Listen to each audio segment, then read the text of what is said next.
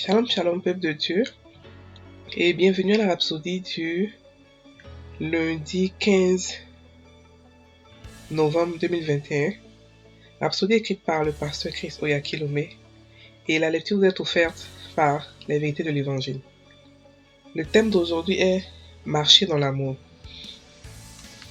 Et le verset de 1 Jean 4, verset 7 à 8, qui dit: Bien-aimés, aimons-nous les uns les autres, car l'amour est de Dieu, et quiconque aime est né de Dieu et connaît Dieu. Celui qui n'aime pas n'a pas connu Dieu, car Dieu est amour. Fin du verset.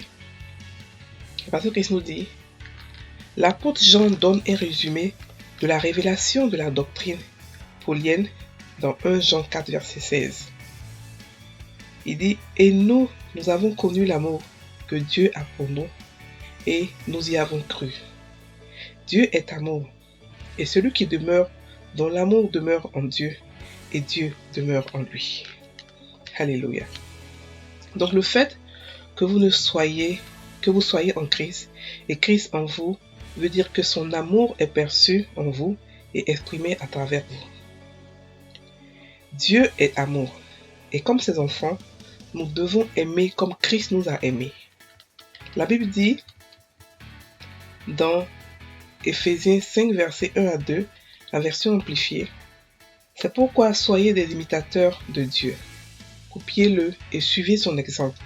Comme des enfants bien-aimés, imitent leur Père, et marchez dans l'amour, en vous estimant et en vous réjouissant les uns les autres, comme Christ nous a aimés et s'est livré pour nous, comme une offrande de bonne odeur, sacrifiée à Dieu pour vous. Alléluia. Le pasteur Christ continue disant: Jésus nous a montré un bon exemple en aimant tout le monde, y compris ses accusateurs et ceux qui l'ont injustement mis sur la croix. Nous devons imiter le Maître en aimant tout le monde, inconditionnellement.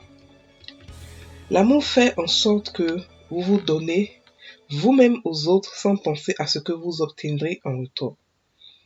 Cela vous fait penser aux autres et les accepter tels qu'ils sont. Ils n'ont pas besoin de faire quelque chose pour mériter votre amour, car l'amour est désintéressé et ne cherche pas son intérêt. L'amour rompt les barrières de la race, de l'ethnicité et du statut social. Il vous permet de voir la beauté des autres et de les apprécier pour ce qu'ils sont.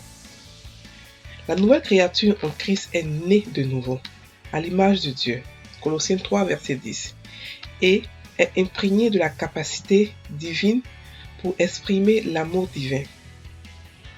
Laissez l'amour de Dieu en vous surgir et il vous élèvera à un niveau de vie. Alléluia. Fin de la rhapsodie. Aujourd'hui, le pasteur parle de l'amour. L'amour qui a été négligé beaucoup dans nos églises. L'amour qui, aujourd'hui, n'est pratiquement pas prêché et qui n'est pratiquement pas pratiqué dans l'église. Alors que l'amour ça doit être pour les païens le signe par lequel nous chrétiens sommes reconnus. L'amour. Et le verset d'ouverture dit: aimons-nous les uns les autres, car l'amour est de Dieu, et quiconque aime est né de Dieu et connaît Dieu. Celui qui n'aime pas n'a pas connu l'amour. Frères et sœurs en Christ, aujourd'hui nous voyons dans nos églises beaucoup de compétition, beaucoup de critiques, beaucoup de condamnation, beaucoup de jugements. Ce n'est pas ce que Dieu veut. Ça ne réjouit pas le cœur de Dieu. Dieu aime inconditionnellement. Dieu nous a aimés inconditionnellement. Quand vous regardez la vie de Jésus, vous voyez que le monsieur, il a aimé même les gens qui le persécutaient. Parce qu'à la fin, il a dit quoi? Seigneur, ne leur impute pas leur péché. Mais il est mort pour le monde entier. Il n'est pas mort pour ceux qui l'ont aimé. Il est mort pour le monde entier. Pour que tout le monde puisse profiter de la grâce d'être appelé enfant de Dieu. Nous devons aimer. Dieu est amour. Et celui qui demeure en Dieu est aussi amour. Jésus a dit quoi? Que aimez-vous. Je vous donne un commandement. Aimez-vous les uns les autres. Et la Bible aussi dit que l'amour couvre tous les autres commandements. Les 10 commandements dont la Bible parle, dont l'Ancien Testament parle, l'amour couvre les 10 commandements. Si vous pratiquez l'amour, vous ne tuerez pas. Si vous pratiquez l'amour, vous ne insulterez pas vos enfants, vos parents. Si vous pratiquez l'amour, vous avez accompli toute la loi. Nous devons pratiquer l'amour. Et l'amour est un choix. L'amour est un choix. Pour ceux qui pleurent, qui n'arrivent pas à aimer les gens, ils n'arrivent pas à aimer qui que ce soit, ils n'ont pas compris que l'amour est un choix. Et l'amour est un fruit qui nous a été donné lorsque nous sommes devenus chrétiens. Il est venu en nous. Ça fait partie du fruit de l'esprit. L'amour est venu en nous. Et nous devons le pratiquer de manière consciente. Nous devons comprendre que l'amour, elle est inconditionnelle. On n'aide pas les gens parce qu'on veut avoir quelque chose en retour. Non, on aide les gens parce que l'amour qui est en nous, nous force à le faire. Et lorsque vous choisissez d'aimer, vous choisissez de pratiquer l'amour et que vous méditez beaucoup sur l'amour, l'amour commence à grandir en vous. Et vous vous rendez compte que vous aimez tout le monde de manière inconditionnelle. L'amour se focus sur les qualités et non les défauts. L'amour ne condamne pas. L'amour ne juge pas. L'amour prend tout le monde, quel que soit ce qu'il est, quel que soit son péché, quel que soit son état, quelle que soit sa race, quelle que soit sa couleur, quel que soit son statut social. L'amour accepte tout le monde. Et l'Église aujourd'hui est le berceau de l'amour de Dieu. L'Église est là où Dieu a déposé tout son amour. Nous devons montrer cet amour, nous devons le pratiquer. Nous devons accepter tout le monde sans exception. Les gens qui sont tatoués, les gens qui ont les cheveux violets, les gens qui sont gays, les gens qui sont transsexuels. Nous devons accepter tout le monde parce que nous ne sommes pas ceux-là qui jugent. Non, nous sommes ceux-là qui acceptent tout le monde. Et la parole de Dieu va faire son travail pour qu'il puisse changer. Nous sommes la seule entité sur cette terre qui doit accepter tout le monde. Parce que le monde rejette, le monde juge, le monde condamne. Nous n'allons pas aussi, nous qui sommes à l'église, commencer à condamner, commencer à nous comporter comme le monde. Nous sommes saints, c'est vrai, mais nous ne sommes pas sans défaut. Nous avons des défauts. Et nous nous perfectionnons tous les jours. Nous devons aimer.